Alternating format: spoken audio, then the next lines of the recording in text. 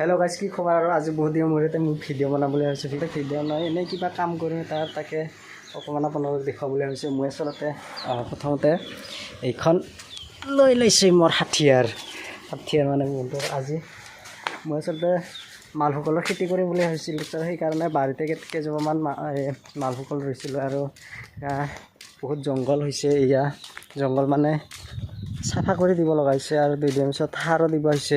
কিন্তু পইচাৰ সুবিধাৰ কাৰণে সাৰ কিনিব পৰা নাই, সেইকাৰণে আগতে প্ৰথমতে চাফা কৰি লওঁ আৰু আপোনালোকক অলপ দেখুৱাওঁ।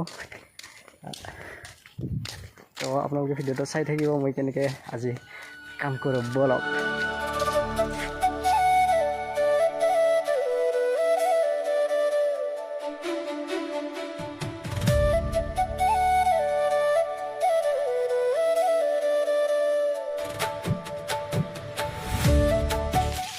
আৰু এয়া অৱস্থা হৈছে মোৰ কলমা কান্দি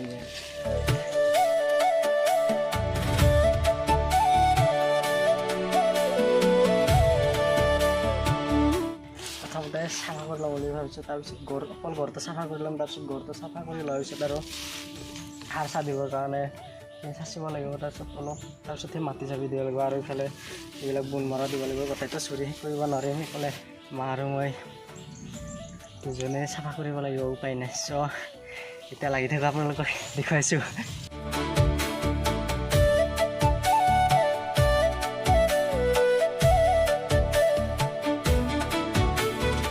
আৰু পুলিবিলাক চাপি বেছি ৰাখিব নালাগে, সেইকাৰণে এডাল কাটি দিলোঁ। এতিয়া গৰুক খুৱাব পাৰিম। এডালো পেলনি নাযায়, এতিয়া গৰুক খুৱাম।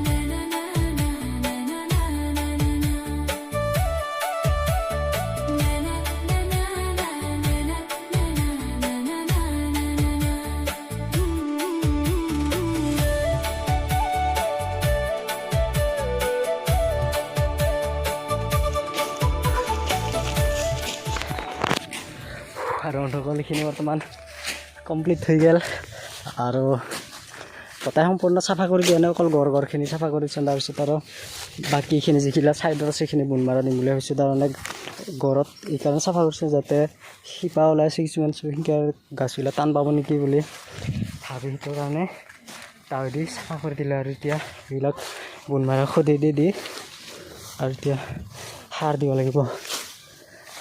আৰু লগত সহযোগ কৰিছে ইয়া আমাৰ মাদাৰ লাগি আছে।